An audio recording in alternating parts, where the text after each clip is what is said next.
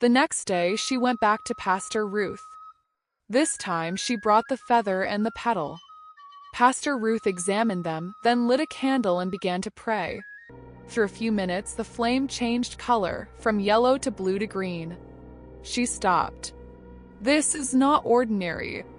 You are carrying a seed placed through spiritual manipulation. And your husband, he's involved." Sarah cried silently.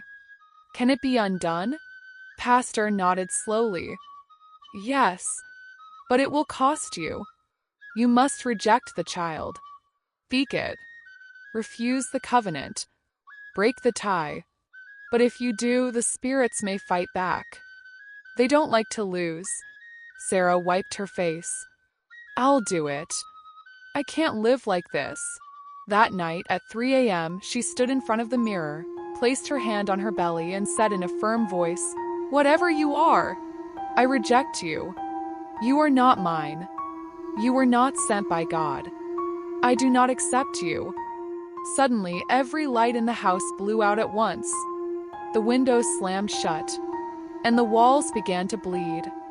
Sarah's heart pounded like a drum in her chest. The dark room suddenly felt alive. Thick shadows danced on the walls as if they were moving closer. She wanted to scream, but her voice caught in her throat. The blood on the walls wasn't red. It was black, thick and oily, creeping slowly down like ink spilled on paper. The air filled with a low growl, vibrating through her bones. She clutched her belly harder.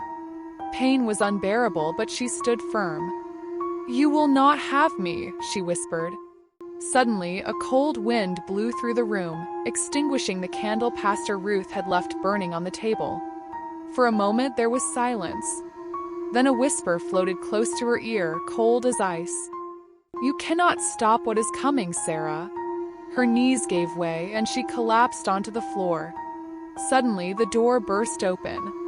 Thomas stood there, eyes wide with fear. "I didn't believe it until now," he said, voice shaking.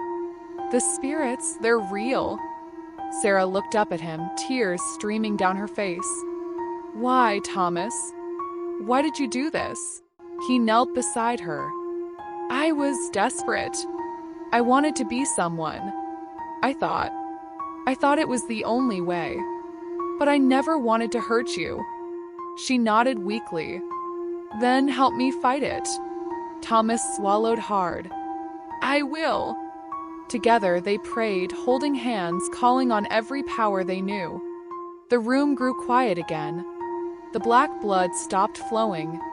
Slowly, the lights flickered back on. Sarah lay back, exhausted but alive. The battle was far from over.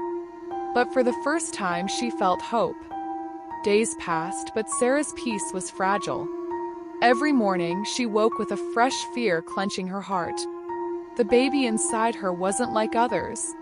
She could feel it watching her, waiting. Thomas tried to be her shield, but the weight on his shoulders was growing heavier. He stopped going to auditions. His usual charm faded, replaced by guilt and worry. One afternoon, Sarah found a note slipped under their door. It was written in messy handwriting. "The child is ours. The pact cannot be broken." She showed it to Thomas. His hands trembled. "We can't run from this, Sarah," he said. That night, Mama Nkechi appeared at their door. She looked older, almost unrecognizable. Her eyes were dark pools filled with secrets.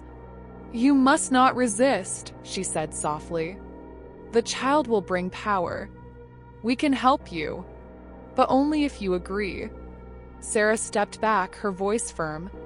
"No, I will not be part of this."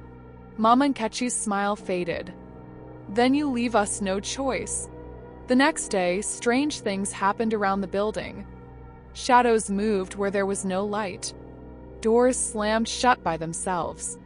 Neighbors whispered in a language Sarah didn't understand. One night, Sarah woke to find her bedroom filled with smoke. Shapes danced on the walls, figures with glowing eyes and sharp claws. She screamed for Thomas, but he didn't come. Instead, a cold wind brushed past her face, whispering, "You cannot escape the child." Sarah's fight was only just beginning. Sarah's world turned darker each day. The baby grew inside her, stronger and more powerful than she imagined. Her dreams became nightmares filled with whispers and shadows. She began to see faces in the walls, faces of people who didn't live in the building anymore, watching her, waiting. Thomas tried to comfort her, but even he seemed distant, like a shadow himself. Sometimes, late at night, Sarah caught him talking in hushed tones to Mama Nkechi and Uncle Darren. She didn't understand what they said, but the fear in her chest grew. One evening, as the sun set over Ibadan, Sarah decided she had to do something. She couldn't wait for others to save her. She went to the market and bought herbs and salt, everything Pastor Ruth had told her to gather. Back at the apartment, she prepared a circle of salt around their bedroom door. She hung garlic and palm leaves near the windows. She prayed out loud, calling on every spirit of light she could remember from her childhood. The air felt thick, heavy, but Sarah kept going. Suddenly, the doorbell rang. Her heart jumped. Hey, besties! Before you go, tap like, leave me a sweet comment, share this with your friends, and follow for more amazing stories. You don't want to miss the next one.